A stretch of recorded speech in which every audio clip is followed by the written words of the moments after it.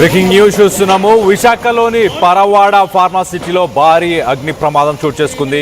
దక్షిణ్ energy అనే ఒక కంపెనీలో భారీగా మంటలు ఎగిసి పడుతున్నాయి. ఆ విజువల్స్ మనం రైట్ సైడ్ బాక్స్లో చూస్తున్నాం. ప్రమాదంలో ఇప్పటికీ 2 కార్మికులు అక్కడికక్కడే మృతి చెందినట్టు తెలుస్తుంది. మరో 2 కూడా చనిపోయి ఉంటారంటూ అనుమానాలు వ్యక్తపరుస్తున్నారు. మృతుల సంఖ్య మరింత పెరిగే ప్రమాదం ఉంది అంటూ కూడా తెలుసుకొస్తుంది. మొత్తం మీద ఘటనలో మరికొందరికి కూడా తీవ్ర గాయాలు అవ్వడం, వారందరినీ ప్రస్తుతానికి హాస్పిటల్కి తరలించారు. మంటల్ని అదుపు చేసేందుకు తీవ్రంగా శ్రమిస్తున్నారు. సిబ్బందికి సంబంధించిన విజువల్స్ని మనం చూస్తున్నాం.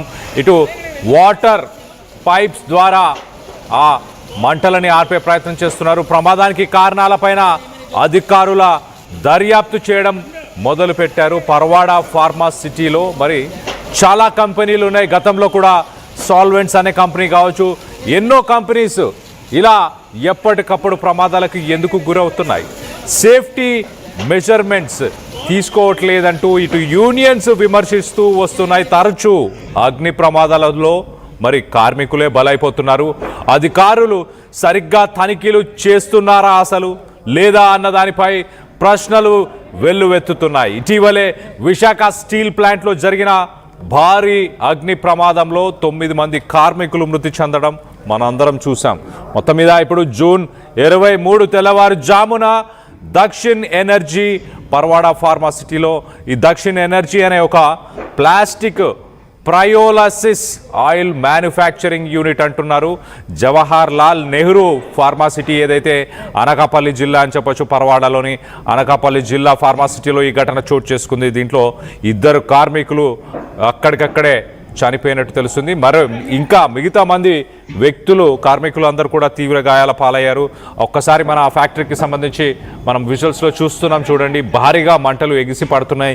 ఇది ఒక ప్లాస్టిక్ పైరోలసిస్ ఆయిల్ మ్యానుఫ్యాక్చరింగ్ అంటున్నారు. అంటే కొంత ఆయిల్ అలాగే ప్లాస్టిక్కి సంబంధించిన ఆయిల్ రిలేటెడ్ అనిపించింది అని అర్థమవుతుంది. అందుకే మంటలు ఏమాత్రం కంట్రోల్లోకి రాని పరిస్థితి. మరో పక్కన ఫైర్ సిబ్బంది, స్థానికంగా ఉన్న పోలీసులు అందరూ కూడా ఘటనా స్థలానికి చేరుకొని ఆ మంటలని అదుపు చేసే ప్రయత్నం చేస్తున్నారు. ఒక్కసారి మనం ఇదే ఫార్మాసిటీలో గతంలో జరిగిన ఇన్సిడెంట్స్ అన్నీ కూడా మీకు ఒక్కసారి గుర్తు చేస్తా. ఏప్రిల్ 2024లో ఇదే ఫార్మాసిటీలో ఒక ఘటనలో మరి 2 చనిపోవడం జరిగింది. 5 తీవ్ర గాయాల పాలయ్యారు.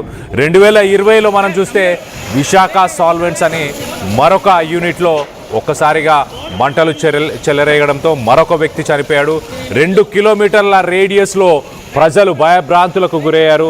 మరోపక్కన జూన్ 2020లో సైనోర్ లైఫ్ సైన్సెస్ అనే మరొక కంపెనీలో గ్యాస్ లీక్ అవ్వడం. సో మొత్తం మీద కంటిన్యూస్గా అక్కడే ఆ ఫార్మాసిటీలోనే మరి ఇలాంటి ఉదాంతాలు ఎందుకు చూస్తున్నాం?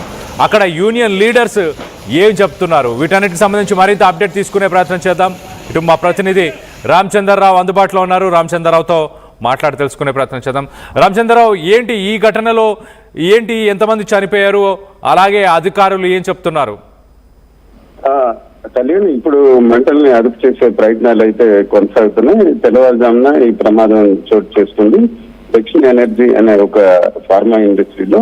అయితే సహజంగా ఇటీవల కాలంలో ఇట్లాంటి ప్రమాదాలు మీరు ఇప్పుడే ఒక లిస్ట్ అవుట్ చేశారు. దాదాపు గడిచిన 2 ఏళ్లలో చూసుకుంటే 6 ప్రమాదాలు జరిగే, దాదాపుగా 6 వ్యక్తులు వేరు వేరు సందర్భాల్లో మృత్యువాత పడ్డారు. ప్రస్తుతానికైతే ఈ ప్లాస్టిక్ రిలేటెడ్ సబ్స్టెంట్ ఇందులో ప్రొడక్షన్ జరుగుతుంది. దీంట్లో ఒక పొలిమరైజేషన్ సంబంధించిన కెమికల్ ఎక్విప్మెంట్ ఉండడంతో ఒక పెద్ద ఎత్తున మంటలు ఎగిసిపడుతున్నా.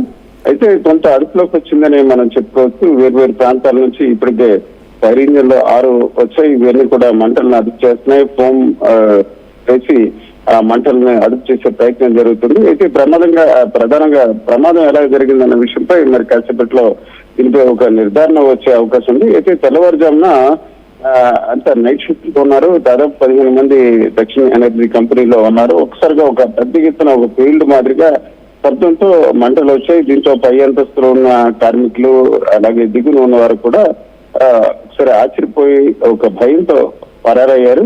అయితే ఒక ఇద్దరు వ్యక్తుల మృతదేహాలు మాత్రం అక్కడ కనిపించడం జరిగింది. అయితే ఎవరు అన్నది ఇంకా గుర్తించాల్సిన పరిస్థితి. మంటల్ని ప్రస్తుతం అదుపులో చేస్తున్నారు. వీటి సంఖ్య అంటే ఇంతకు మించి ఉండే అవకాశం లేదని స్థానికులు చెప్తున్నారు.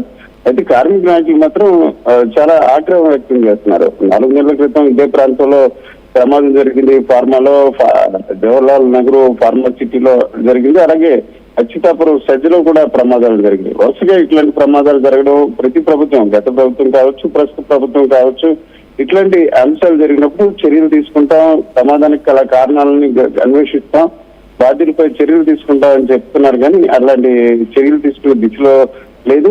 4 నెలల క్రితం అచ్యుతాపురం ఎస్సీజెడ్ లో కూడా జరిగిన ప్రమాదంలో హోంమంత్రి ఆ ప్రాంతానికి వెళ్ళడం జరిగింది. ఆమె చాలా ఆగ్రహం వ్యక్తం చేశారు. నేను కూడా బిఎస్సీ కెమిస్ట్రీ చదువుకున్నాను, ఇట్లాంటి అంశాలపై నాకు చాలా అవగాహన ఉంది, వారిపై చర్యలు తీసుకుంటాను. హోంమంత్రి చాలా గట్టిగా మాట్లాడారు. కానీ ఇప్పటి వరకు ఆ చర్యలు తీసుకోలేదు. అయితే తాజాగా ఇప్పుడు ప్రమాదం ఎలా జరిగిందనే విషయంపై మరి కాసేపట్లో మనకు ఒక స్పష్టత వచ్చే అవకాశం ఉంది. ప్రస్తుతం అధికారులు మంటలు రద్దు చేసే ప్రయత్నం చేస్తున్నారు. అలాగే క్షతగాత్రుల సంఖ్య తగ్గించే క్రమంలో పూర్తి స్థాయిలో సహాయ చర్యలు జరుగుతున్నాయి. ప్రస్తుతానికైతే గాయపడిన వారు ఎవరు ఉన్నట్లు మనకి కనిపించట్లేదు.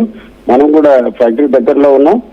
దీనికి సంబంధించి ఇప్పటికే సిపిఎం నాయకులు మీరు చూడొచ్చు, ఆ వాయిస్ లో చాలా ఆవేదన, ఆగ్రహం వ్యక్తం చేస్తున్నారు. ఫార్మాలో తరచూ ప్రమాదాలు జరుగుతాయి. ముఖ్యంగా చూసుకుంటే పరవాడ జవహర్లాల్ నెహ్రూ ఫార్మా సిటీలో, అలాగే రామ్కి ఫార్మా సిటీ దానికి ఆనుకుని ఉన్న ప్రాంతంలో తరచూ ప్రమాదాలు జరుగుతున్నాయి.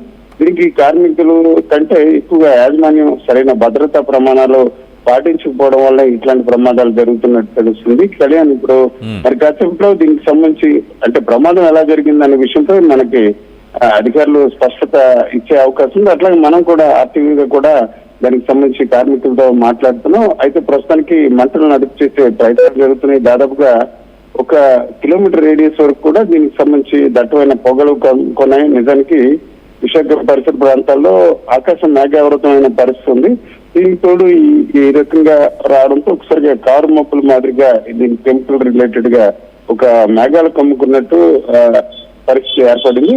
అయితే మరి కాసేపట్లో పరిస్థితి అదుపులోకి వచ్చే అవకాశం ఉంది. ఇటు ఎల్మంచిటీ, ఫార్మా సిటీ, అట్లాగే అనకాపల్లి, వివిధ ప్రాంతాల నుంచి లంకెలపాలెం నుంచి కూడా అగ్నిమాపక శకటాలు తీసుకురావడం జరిగింది. మొత్తం 6 అగ్నిమాపక శకటాలతో మంటలు అదుపు చేస్తున్నారు. ఇది కెమికల్ రిలేటెడ్ కావడంతో ఎక్కువగా ఫోమ్ వినియోగించి మంటలను అదుపు చేస్తున్నారు. మరి కాసేపట్లో మంటలు కూడా అదుపులోకి వచ్చే అవకాశం ఉంది. కళ్యాణ్.